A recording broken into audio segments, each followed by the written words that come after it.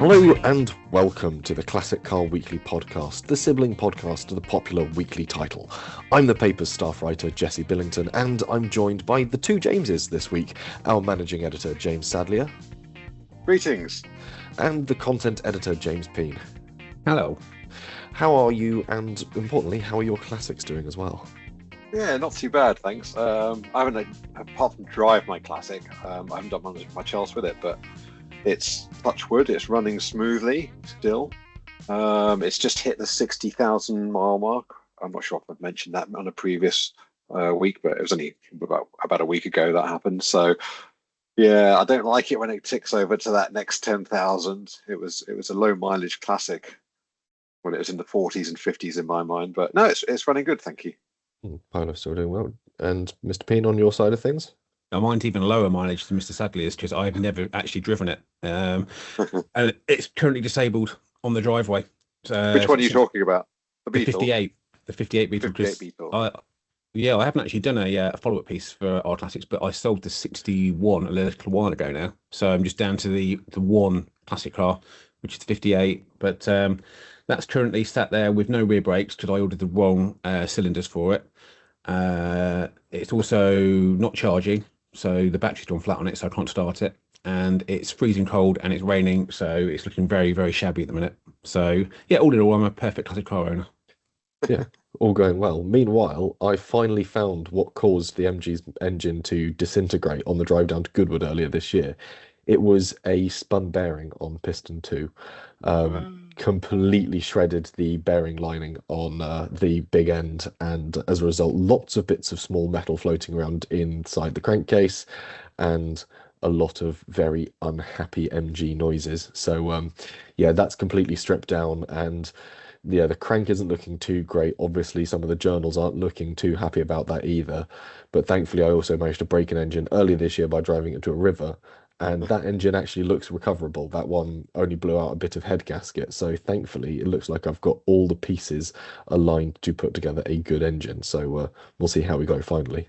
So what's the deal with that then? So the first engine is recoverable with some parts from the second engine, or do you not need the second engine anymore? I'm reclaiming the good carburetors and manifolds that I hung on the second engine to put back onto the original engine, and then I'm also going to outfit it with hopefully some new sort of air rams for the carburetors just to help them breathe a bit better, and then also importantly, big alley radiator and some proper cooling fans hung on the back of that as well. So yeah, the plan is to just sort of lightly breathe upon it with a little more sort of intention of not necessarily performance, but a nice raughty induction noise, and hopefully keeping it cool as well, because I'm not entirely certain what killed the second engine to spin the bearing. I think we had a blocked oil galley, and the net result was starvation to the crank, because the 1500s are known for doing that anyway. I think where eventually they just kept boring out the cylinders, they kept moving the galleyways further and further out, or narrowing them more and more, to the point that eventually you didn't quite get the oil return from the head.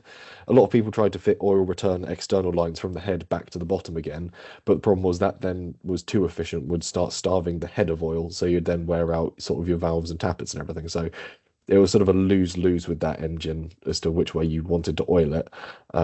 So yeah, plan is to, again, make sure I've got the oil cooler on there, make sure I've got a good filter on it, and hopefully look for some really high-grade oil to keep things smooth. We'll see. Again, we've got a block, we've got a crank. I'm going to get it all balanced up, get it all properly machined through, then get some new pistons thrown in there as well for good measure. Moral of the story is Jesse's dad, don't sell your trailer just yet. You never know. Not until you're up and running. Trailers, yeah. We rented the one he came down to Goodwood with. You? Yeah, that was a rental one because the other one we've got is quite tall, and the last time we used it, we ripped the exhaust off of the Riley drop head. So we opted to not do that and make two jobs out of one. So not long rehung the exhaust on the MG anyway. But there we go. It's all really go. That really is the great service. Drive down to Goodwood in a classic, and then have a second classic delivered to your door when the other one fails. Yeah, have the modern classic delivered to me and the broken one taken away. It's what family are for. My dad puts up a lot of my nonsense, but yeah. As a fan of 1970s two-stroke motorcycles, he's familiar with the idea of breaking down a lot. Anyway, we'll move from my mechanical woes into the first news story for this week, and one that had some of us a little staggered on the issue review we did yesterday before going to press. And this is a Morris Minor van that sold at Mathewson's for £46,700 last month. It's a 600 weight van, and it's actually set a new record for a commercial minor, though Derek Mathewson wasn't a fan, especially as it had been upgraded with Nissan Leaf electric components. So, do we think we're seeing a turning point for electrified classics, or is this just a huge outlier for an electric swapped car? See, I think. Oh, go on, Mr. go on. Mr. Other James. I would like to know how much the conversion costs. First of all, because I think somebody might have got themselves a storming bargain. Because even though it's a lot of money for a minor, you look at how much you'd spend converting a car to electric these days. That might be the sort of defining point there, that someone actually thought I couldn't build one for that sort of price. Hmm.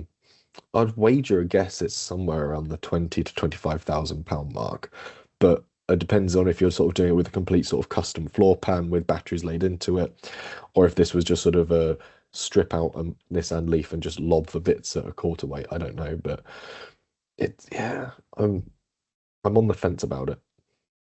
Yeah, it's an odd one, isn't it? I'm with Derek Mathewson on this one. I think when you've got a perfectly good engine in there already, I don't see. But personally, it's a personal opinion. I don't see the point in taking out the heart of a Moggy Minor van. It's part of its. It's like it says, it's its heart. I can understand if you're in years to come and parts are on short supply and you can't find an engine and everything else, and it's the only way to keep the rest of the car alive. Say 50 years time, and we're not able to.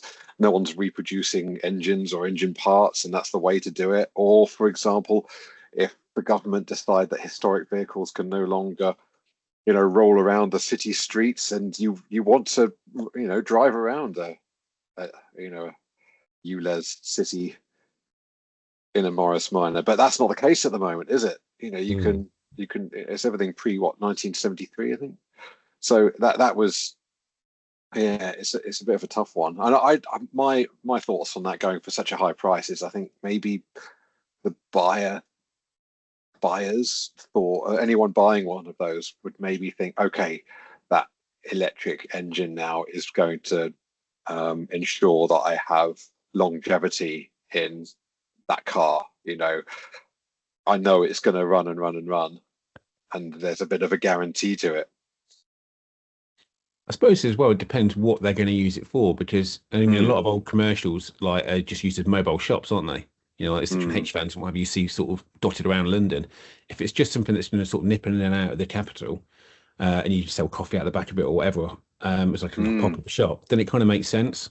Yeah, agreed. This is what I was just getting to that, because I've just fired up the Ford website to have a look and see what an electric Transit would cost. And Transit cost, a brand new one of those would set you back about £45,000.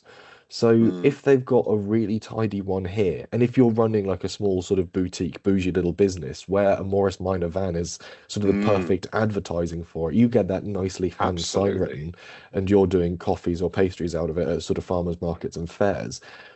That's the perfect little thing, especially if you operate in a city where you're likely to be hit by ULEZ charges and stuff. An electric vehicle is going to be the perfect solution to it.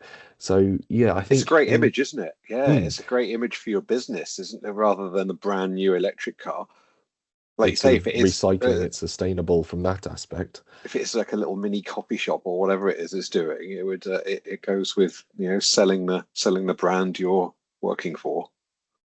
I know down my girlfriend's way, there's someone that's I think still uses a mini Clubman sort of panel van as their sort of business van for doing small garden work, because it's that neck of London where no one's got a huge garden. You're not lugging big stuff around. You can get everything you need for a gardening business in the back of an old mini panel van, and it looks perfectly quaint. It's sized right for busy London, and again, it's a classic vehicle, so it's ULEZ exempt, so it nips in and out of all the camera zones without too much of an issue. So I think the other thing is, I was going to say, sorry, go on, carry on, Jesse. No, I was just going to say it makes some sense to sort of have a classic or an electrified classic commercial, especially if that's the use you have for it. If you just want it to show off, I think you've lost a bit of the sort of charm of what made the Morris Minor the Morris Minor, the sort of clatter of that little sort of inline four as it sort of thrums along. That I've driven Morris Minors, and that's always been the fun thing about them, was the way they sort of build speed relatively steadily and then sort of just bowl along quite happily, like a sort of almost the only way I can ever describe them is like a cartoon pony, constantly at fear of tripping over themselves with their own momentum. But they're innately fun for that sense, and I don't know if that's been lost with stripping out the petrol engine. You're probably right as well. I mean, everyone, especially at car shows, I can't imagine this probably appearing at a car show, but everyone loves opening a bonnet to especially something like the Moggy Minor, and see how minimalist it is in there and how little it takes to make it tick, but it still performs brilliantly. And this one, for listeners, it's got an estimated 70-mile range, hasn't it? Whereas maybe one of those brand new Transits has got a slightly longer range. But as James said earlier, if you only need it for pootling around in 5-10 miles here and there, it's perfect. Well, I mean, let's face it. Unless you're one of us lot, how often and how far do you go in a classic? You might not do 70 miles in a weekend, in which case, if it is just for pootling about in, 70 miles is more than adequate. Take it home, stick it in the garage, put it on charge, and you haven't got any of the sort of tinkering that we all enjoy. It's just a plug it in, take it out, enjoy it, pop it away, put it back on charge. I mean, if I was coming at this from an enthusiast point of view, if I had 4 or 5 Morris Minors, I'd probably buy it just for to add to my collection. Just for something a little bit different. Yeah, if you're building a collection of Morris Minors, it's a unique one to put to it. But at the same time, just shy of £47,000, you could buy a lot of very interesting classics and certainly preserve a lot of interesting classics for that money. Like £47,000 go a long way to making my MG Midget very good indeed. But like you could get some truly fantastic cars for within that budget, and instead you've got a small electric van, and you're sort of going, you might as well have just sort of taken the motor out of an electric pencil sharpener and chucked it in the Daihatsu Hijack for all that's worth. I think, like I said before, the bio is buying longevity in that one. They know that that's going to go on and on. And for the non-electric engine parts, the kind of wheels and everything else, there's a good selection of specialists available for all those spare parts that you might need outside of the electric power unit. I mean, I did the big story for the 4th December issue about commercials anyway, and sort of the rising values of those. And just pulling this up now, the ACA, Anglia Car Auction, sold a 68 Escort van, which looked pretty mint, and that was £28,500. And then Iconic sold a 74 ex-Nafi example, and that was 21,375. Again, lovely looking vehicles, completely original, completely stock. I just think people are getting more into commercials because they are rare and they are cool and they're usable. The electric thing, that's just another angle on top of it, isn't it? So I think if you bought a really nice commercial and you factored in the conversion to electric, you're kind of going to be around that price, aren't you? Yeah.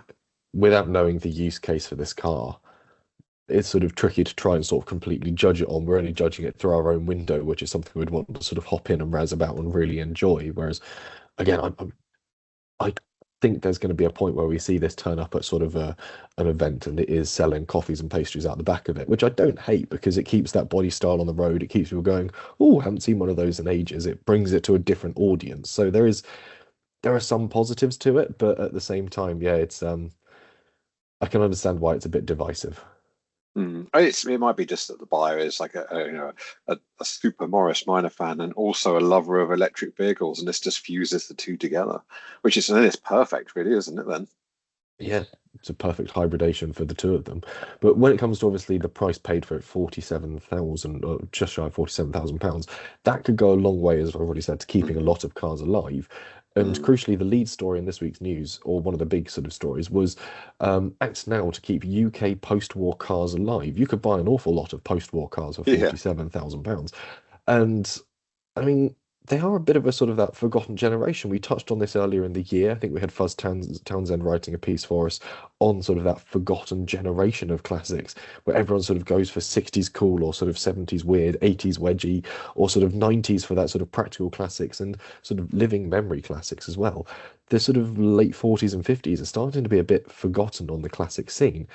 And we've sort of had renewed calls from the FBHVC. We've had the A30, A35 club come forward and say, it'd be great to just sort of have more. What do we think is sort of the driving cause behind this? I think there needs to be more Goodwood revivals around as well to really spike interest to those people who are, considering getting into kind of that era of classic cars. I don't know. What do you think, James? I think it comes back to price, really. If they've been forgotten, sort of neglected, and you're looking around and you've got a spare 5K, you think, well, I could buy myself a tatty 60s car, or I could buy myself a nice, more interesting 50s or pre-war car. That's kind of tempting, especially if you're into sort of tinkering. Yeah. There's a lot of stuff you can do with the pre-war stuff as well. There's a lot of fun that you can have with them. I think there's also, a lot of people aren't maybe aware that there are quite a lot of specialists out there that can assist you if you do buy one. There's, maybe with certain eras of car, there's a shortage, but certainly, for example, we're just talking about Morris Minors, there's lots of specialists out there, and that fits in with the pre-war era. Or even looking at sort of things like standards, there's a sort of surprising growth in support for things like your standard 10s, all those sort of odd little saloons they were producing before sort of Triumph really sort of formed as a spin-off from them. So obviously we'll start to sort of move into the window shopping section we always enjoy on this podcast, which is if you were to go out tomorrow and pick up a post-war classic, what do you pick? And I've tried to sort of tie you down with a ceiling of £15,000, which is sort of towards the high end of what most people will go out and splash on a classic. But we're looking at anything from 1945 through 1959. So that's roughly the era that's defined as being sort of a post-war and £15,000. So we'll start with Mr. Peen. What have you picked? Well, I've actually been looking at pre-war classics for quite a while now. It's kind of come about because I'm getting a bit bored of my usual Volkswagen sort of safe house, and I've been looking around thinking, what could I buy for a little less money? Well, a lot less money than a tatty Volkswagen. And also, I've got quite into watching All Creatures Great and Small. So I think looking at some of the stuff that's sort of pootling around there, I've got more and more interested in the old Austin 7s. Nice. And just looking on classic cars, car and classic or classic cars for sale, there is a very nice red Austin 7 Ruby, petrol, 4-speed, blah, blah, blah, 7,950. Oh, well within budget and plenty Well left over within for budget. making nice. Yeah. That is a tasty That's choice. a good shout. That is a good shout. I could see you in that, James. Yeah, and again, I've been talking to a lot of people at shows, spoken to Fuzz about it, and they reckon if you go for an Austin 7, you can't go wrong because spares, club support, Yeah, all that absolutely. sort of stuff. You're not sort of not going to be on your own, are you? You're going to be able to find one, run one, join a club, parts no problem, easy to work on. It's like that advert, isn't it, that you had for the Navy? If you can fix a bike, you can fix a motorbike. If you fix a motorbike, you can fix a car. And I think if you can work on an Austin 7, you can probably work on anything. It's just starting point. That's a really sound choice. That's post World War One. Usually we refer to post war as being post World War Two, but no, I was gonna say there's gonna have been tons of them around. They would have been like street furniture in 1945 through to 1950, really. They'd have been all over the gaff. And yeah, it's an inspired choice, and actually I really like it. Again, I've been driven by Matt Tompkins over at Practical Classics, our sister title. He's recently sort of put a special body on his and has taken it racing, and that has been, yeah, it's ignited a little bit of a spark in me to sort of think, oh, if I had the money to do that, that looks like a good bit of fun.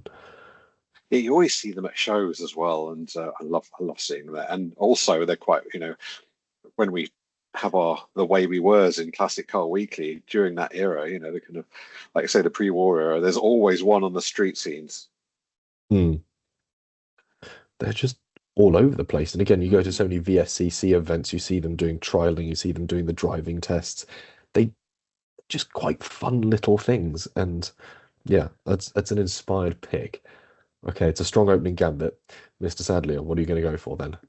Oh, so I went right to the top of your ceiling, Jesse, with 1959 Austin Healey Frog Eye Sprite, priced at 14.5 grand. So just inside the limit, and it's got 43,000 miles on the clock.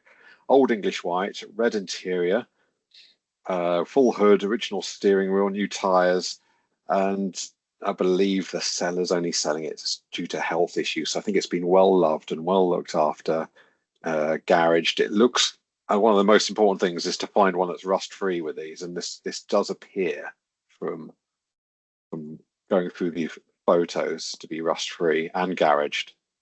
Mm. And they're just such good fun to drive. They're so pure to drive, and there's so many clubs and specialists associated with it for support. So that would be the one I'd go for. It's just like they're exciting little cars that you can really kind of get some excitement out of without even having.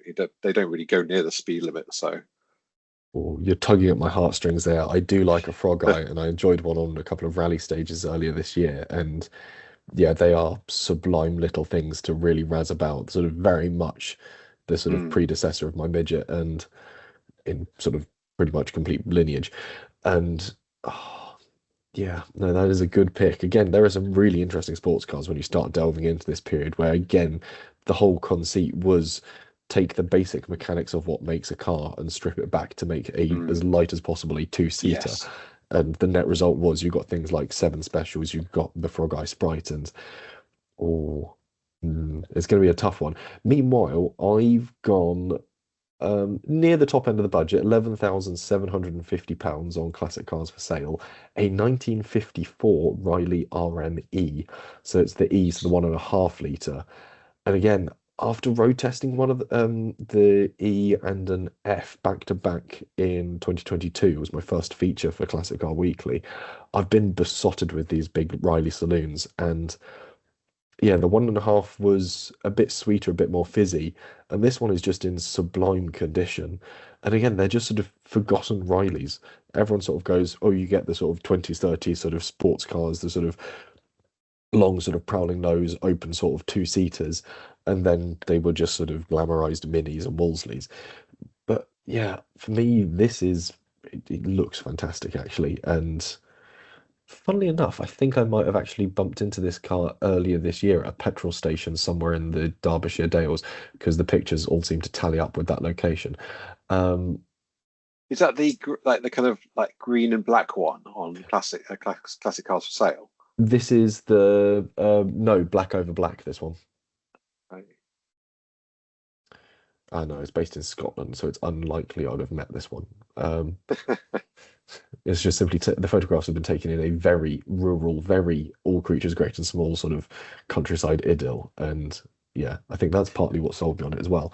Um, Oh, I ooh, see. I'm having a look now. It's lovely. 80,000 miles on the clock. Is that right? 11 and yeah. uh, yeah, Engine re 80,977. It's Yeah. had an engine rebuild at 76,000 miles. That's nice to Mm. see. And again, it's the good Extensive old, history and paperwork. yeah, There's a lot of information there, which is great when buying a car. Everything you need. When you see a couple of lines, it's a bit like, there's so many questions to be asked, but this has got, a good few paragraphs. yeah, it's well detailed. The photographs of it are really good as well, which always sort of shows that Mm. someone took time to actually go out and photograph it properly. And it's been taken out and enjoyed. It's been on some what looks like some really nice drives and adventures just by the photographs alone. So, And that ooh, burgundy interior is gorgeous, isn't it? they have such nice interiors, the RM series. Yeah. You've got those beautiful sort of almost Art Deco dials and gauges in the Dials. middle, and then the Yeah. giant tiller steering as well. That's Yeah, gorgeous, isn't it? I've not driven one of those, but it looks amazing. yeah. If It says chance ever like here, comes, give it a go. it says here, excellent for wedding hires, film, prop, or day hire. I just want to use it all the time. It's that Yeah. lovely. Yeah, it's also sort of perfect Goodwood revival fodder as well. You could turn Very up to much the so. revival in that, step out in sort of a period sort of RAF uniform, and you'd look on the money. That'd be a great drive from Scotland to Goodwood and back. Mm. Quite comfortable as well. They're really softly sprung. They just sort of soak Mm. up everything. So we've got three fantastic choices of sort of post-war classics. So there's definitely the cars out there, and there's some definitely interesting things out there. It doesn't have to all be humdrum saloons, Mm. but yeah, it's just a bit baffling. I think a part of it comes down to there's just sort of a drop off in recognition for that period. You look at sort of people my age are harking back to very best sort of the sort of rose tinted memories of their parents and grandparents, which are fast sort of moving away from that 50s period. And I think that's where we're sort of seeing this drop off is we're losing the generation that grew up with those cars, and therefore we're losing the nostalgia associated with them. So it's sort of teetering on the brink. A few more young members clubs, a few more sort of young people really touting the message for post-war classics would be, I think, worthwhile move. Especially because you can get some really affordable ones, like the standard tens and saloons are sort of lower end of the classic car budget range and a great way to get into classic motoring. Again, well supported by clubs too. Yeah, you're absolutely right though, Jesse. It's what we remember our grandparents and parents driving, and my the earliest car I remember. I mean, it comes from like 70s and 80s cars for me, being 47 years old now. So those are what I remember. And they're the things that get your heart. Those are the ones that happen your nostalgia from your earliest memories. But I must admit, when I see things like, your Austin 7 James and your Riley RME, you can't not, start to fall in love with those cars. And I think, like I say, it's just kind of drumming up some of that support. It's a harder sell though, isn't it? Because if you want to take the family out on a weekend, and you say, "Oh, we'll take the classic," if you've got a 90s or an 80s classic, you've still got a modicum of comfort, haven't you? Whereas if you say, "I'm going to take the 1933 Austin AJ," for example, that's a bit of a harder one to sort of cram the family, the dog, all the stuff you need for a day out, and risk driving a distance in it. So it is a harder sell. But I think, if you're into classics and you're looking for something different, then a pre-war car like this, it kind of makes a lot of sense. But as I say, it's a harder sell to sell it to the entire family, isn't it? Absolutely.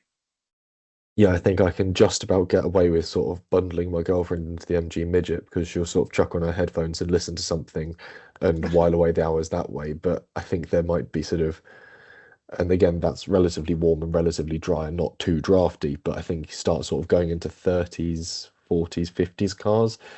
Certainly as a family, it's a different argument. There's not really sort of the comfort and sort of adequate restraint for children, let's say, I should think would be probably also one of the major concerns.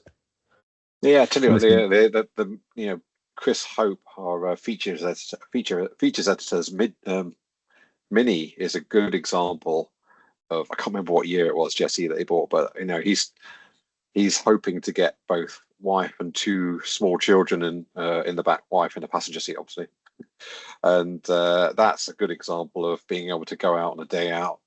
Do you remember what year it was? I think it's a 64. So yeah, like, straight away, 1964. Off the top of my I head. appreciate that's Yeah. not it's not pre 1959, but It's one of those things that is sort of the demands of sort of a younger classic car owner are different to the older generation. And unfortunately, it's the older generation that are most likely to have the connection to this period of car that's sort of fast, sadly fading. But we'll see how it goes. But it's interesting there's been this renewed call, and hopefully we see an uptick in sort of love and support for the sort of post-war classic. I was just about to say that you look at the prices of these pre-war cars, and you compare them to say like an 80s Ford, which you are going for a lot more money at the moment. And saying that, I'm going to counter that with an interesting find later on. But certainly the fast Fords, which go around the 30,000 mark potentially, whereas you can find a gorgeous pre-war classic for, like you say, 11,750 with your Riley RME, Jesse. Mm. You can definitely get sort of those interesting saloons for sort of a lot cheaper. We'll move on then from the post-war cars into this week's buying challenge and looking ahead to an event that's cropping up next year, the Festival of the Unexceptional. And this is always a favourite for the Classic Car Weekly team. You see some interesting cars at it, and we always get someone heading along to it. So I've tasked you with finding something that is perfect for that event under £4,000 and ideally pre-1995. So again, looking no top spec models and under 4 grand. So gentlemen, what have you found?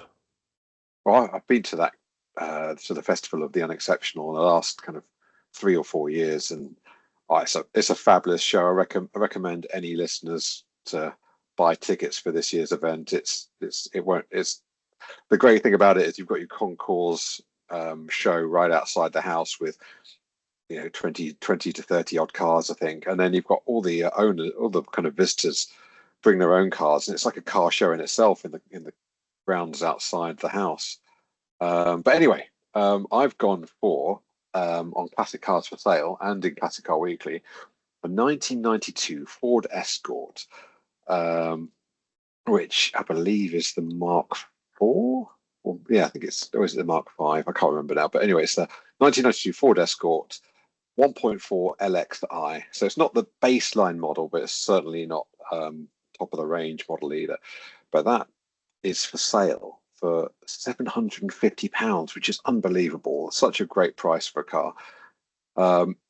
It has been dry stored, so it doesn't have an MOT at the moment. So that's probably kind of driving the price a little bit. But it's had 3 owners. The bodywork looks fantastic. It's been rax oiled, so it's been carefully looked after. As I said, it's had long-term dry storage, starts regularly, and the interior looks incredible too. So that's the current owner says it's an easy recommission, but of course, you don't know that until you actually do it yourself. But yeah, choice. Yeah, and having been to that show a few times over in the last few years, there's always a Ford Escort there.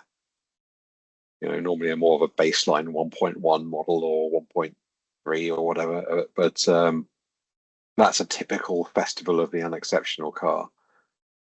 And I must admit, if that's as lovely as it looks, for £750, you could buy that and enter that into the concourse and see if there's any interest from the show organisers. Can you imagine buying that for £750 and then having it in next year's show concourse, and then saying that you bought it for that little, and there it is, a concourse car? It'd be incredible. I'm getting very, as you said earlier, I get very excited about my Fords. You do. You very quickly sort of get spun up by them, and I respect that. It is good. It's a strong opening gambit. Mr. Peen, what are you going to go for then? What do you rock up to our fictional Festival of the Unexceptional in? I've gone for a slightly harder sell, which is a story that came to me last week. This is in the next week's issue, the 11th of December, which is the Mazda ZDOS 9 with the 2.3 litre Miller engine in it. Very nice. Yes, no, this is out in this week's Very issue, actually, unique. isn't it? Yeah. Yeah. Haven't seen the photographs and haven't spoke to the chap who's helping the owner sell it. It's scrap value. So it looks really nice and tidy on the outside, nice interior, but does have a engine problem in as much as the Miller cycle engine is smoking, which is its Achilles heel. But for the price of scrap value, you could have yourself a really exceptional vehicle, and one of one, because it's the only one according to how many left in the UK. I love that.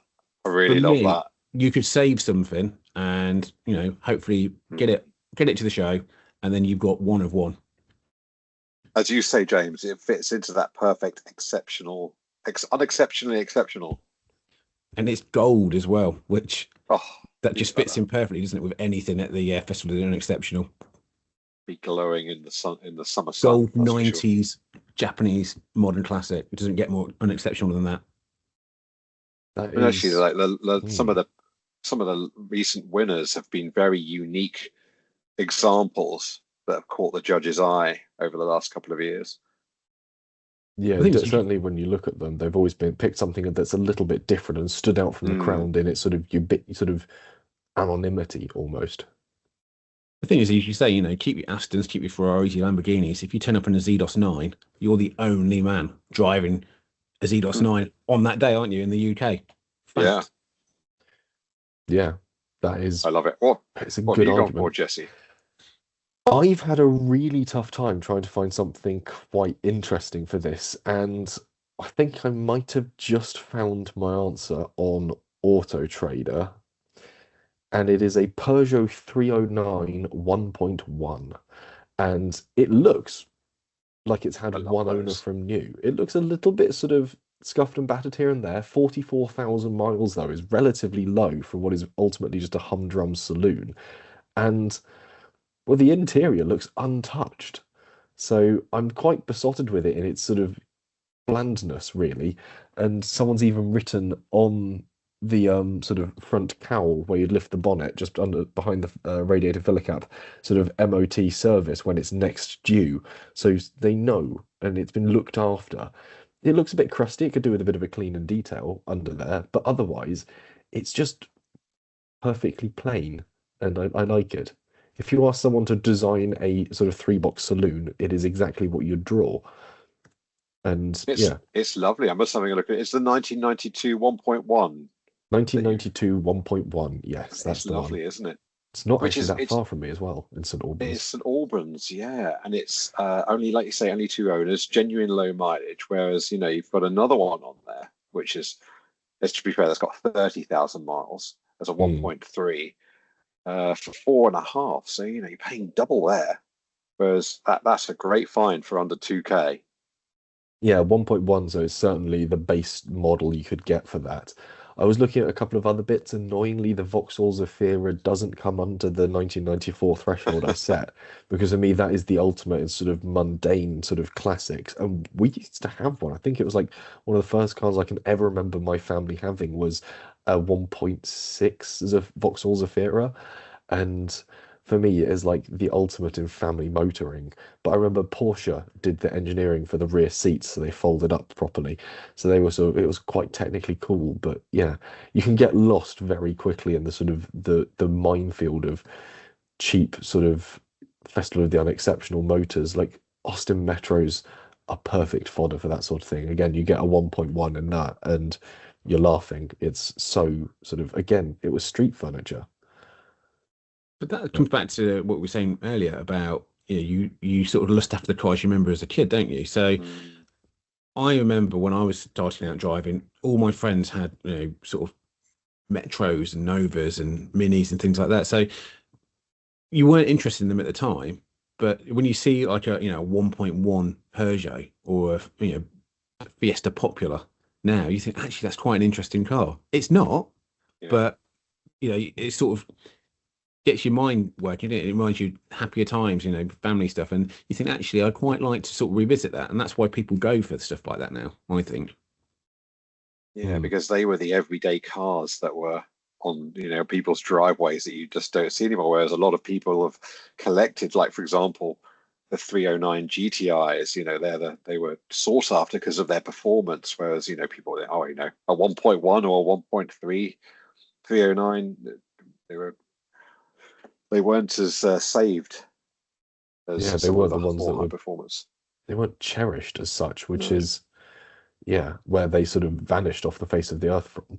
Worryingly, I've set my sort of auto trader search to maximum £4,000, and there is a huge amount of very cheap MG midget 1500s kicking around in this department, including one where someone has spray painted the bumpers Oh sort of no. silver.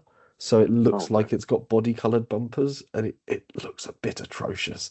Um, Yeah, there is some interesting stuff floating around at the bottom end of that market. And when you look at some of the really cheap bits, there's even a Range Rover, a 2.4 1988 model, £3,800. I'm a bit wary about that, but 1 litre Fiat Uno as well. That's Oh, perfect. that Sort was my of first car, Fiat Uno, Fiat one Uno. liter. Oh, it was gorgeous. Like it was. I don't mean to diss my Polo now, but keeping warm in the Polo during these colder days isn't easy. But that Fiat Uno had a fantastic interior heater for the winter days.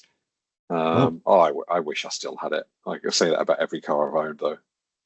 £3,995 gets you back into Really? a 1 litre Fiat Uno with Hmm. 37,000 miles on the clock, which is not a great deal, come to think of it. 1988.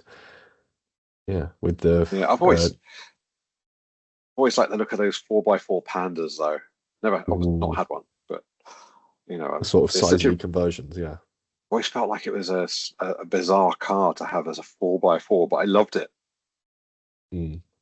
Richard Gunn got one. We had one, didn't he? And it had the Yeah, what was it on the dashboard? The pandometer that told you Your that's lean, true. wasn't it? Yeah. Yeah. your how steep you were going uphill, especially if you've been loaded onto a trailer. It tell you what the angle of the trailer was. If you guys were to own a 4x4, what would you go for? I know we're going a bit off topic here, but Oh, well, obviously I've got the Jimny. I'm always tempted by series Land Rovers, but I think at the end of the day, I might be tempted to say Land Cruiser, a series 80 what about series Land Cruiser. lovely, good choice. What about you, James? Oh, the obvious one, Series Land Rover. Oh, Absolutely. I had a final edition 110 station wagon XS with all the bits on it. None of it worked. It was the most unreliable daily I ever had, so I had to sell it. But I still really hanker after a series. I'm with you on that. Both of you have kind of mentioned the Land Rover there. For me, it's a 4x4 Sierra Cosworth Sapphire. I know it's an obvious one. Again, it's a Ford, but beautiful. Yeah, I think I'd say certainly 4x4s, certainly working 4x4s are definitely good fodder for Festival of the Unexceptional. Obviously, Hilux won this year's event, like because ultimately to many people they are tools. I think you could make a solid argument that an early series Land Rover or sort of a 110 or a 90 is an unexceptional car. I'd say the problem they've run into is the use case for them in present has taken them beyond being unexceptional. People properly dolling them up, fitting them with the luxurious interiors. The net result is they've become quite exceptional vehicles in their sort of provenance and history. They haven't been forgotten. They've become very quickly quite cherished, despite the fact that ultimately they were just a farmer's tool. Many of them had power takeoff fitted to them, so you could run threshing machines and farm implements. So it's sort of one of those arguments you'd have to really strongly make with the FotU organisers. The thing is, Absolutely. well, I say where I live, if I look out my office window, there are a row of garages at the back for our houses, and there are 5 Land Rovers on that one lane Wow. on its own. So I just think Land Rovers, they're not unexceptional, are they? You look at what people pay for them and what they use them for, they're big money. So Mm. not Even unexceptional. even back in the 80s, we lived on a farm and we couldn't afford a Land Rover back then. So we bought a Subaru pickup in like the mid 80s, and at the time I thought, oh, this is just a poor man's Land Rover, especially when I lived in the middle of the countryside. So a lot of my friends' parents had Land Rovers, and I was almost laughed at. I kind of looked at that. What on earth is that? Now I think again, look back on them lovingly with nostalgia, and those Subaru pickups, they're known as Subaru Brat in America. Um, they're amazing cars now. Mm. I know that my granddad had a Toyota Hilux pickup truck for a good while as well, because the dog used to ride around in the back of it, and it was sort of just a works tool and a works vehicle for sort of doing mechanical work and stuff around sort of the farmland. So it was, yeah, I'd say pickup truck. I'd say classic pickup trucks definitely unexceptional because again they weren't preserved. They were cheap to pick up and just sort of rag about. Look at what Top Gear did to the Mm. Hilux in its early series. You could just go and pick up a battered 1980s example. It would never die, but ultimately it was just a cheap tool for the working man. But now again, we're seeing obviously with changes to taxation for pickup trucks, certainly double cabs, they've become sort of the sort of social status icon that the Land Rover has also fallen prey to. But anyway, we're getting completely off topic. We've picked out 3 cars for our Festival of the Unexceptional Choices. Who do we think then has the winner? We've got to try and ordain the winner as we often do on these. So it is my little Peugeot Saloon, wasn't it, that I've chosen versus I've completely forgotten. We've gotten so distracted. I went for the Ford Escort, 92 Ford Escort LX That was it. 1.4, And I went for the ZDOS 9. which is my favorite out of our three. I thought that was a fantastic choice. The argument for it Unex being one of one makes it mm, truly both somehow exceptional, but also it's just a Mazda saloon. So it is quite unexceptional in that standing. So I think I've got to crown the Mazda the winner for that buying yeah, challenge. me too. I think that's a great shout. And it's worth saying about the Festival of the Unexceptional. After speaking to a lot of the concours show cars and some of the owners, when I asked them how did they, enter, how did they get into the concourse? They said, well, last year I was a visitor, and a lot of them said they were parked in the parking section, and someone had come around and said, would you like to enter your car? So it's worth taking your car along, and you never know, someone might come along and say, you also would be a great shout for an entry to the concourse in the following year. Great way to be invited back to a free event the following year. Anyway, that's all we've got time for on this week's episode. Obviously, we'll crown the winner of the Mazda ZDOS 9 and come back. I don't know what we're going to do next week, because obviously next week is our final week of production before we all go on our Christmas holidays. So maybe we'll do some sort of festive themed edition of the podcast. That's for me to think up and you to enjoy at a later point in time. Otherwise, the two Jameses, thank you for joining me this morning. Thank you. And it's worth noting at the moment, Classic Car Weekly have produced a classic car puzzle book that's available on Amazon. If listeners do a search for Classic Car Weekly puzzle book, it'll pop straight up as one of your first searches. But the perfect Christmas gift guide, especially for any fans of me, because it has a beautiful picture of me in an Austin Healey 3000 on the front. I know. I even put you on the cover, Jesse, knowing that it'd be a strong sell. It's clearly working, because it is selling quite well at the moment. So excellent. Clearly, that's what we need to do more often. James, have you got any CCW related plugs to sort of put out, other than obviously the usual like and subscribe to the magazine and podcast? Just the usual, like, subscribe, and keep your eye out for the Petrolhead's Christmas TV special I'm going to finish up right now. Excellent. He's been circling away busily in his Radio Times. Other new TV publications are available. Does Bauer produce one? I feel like we ought to probably use that instead. Do we make a TV magazine? We do quite a few. This is you're going to ask me what they're called now. I can't remember. I haven't bought a TV magazine in a long time. It's like, I'm a bit like James. The Radio Times is that kind of, it's like the nation's sweetheart of TV listings. Everyone buys the Christmas issue. Yeah. I want to say TV Quick, but I don't know. Again, other TV listing mags are available. There we go. I like the fact as well that our puzzle book will have Jesse on the cover, whereas Radio Times Wallace and Gromit. So submit for the ladies on ours.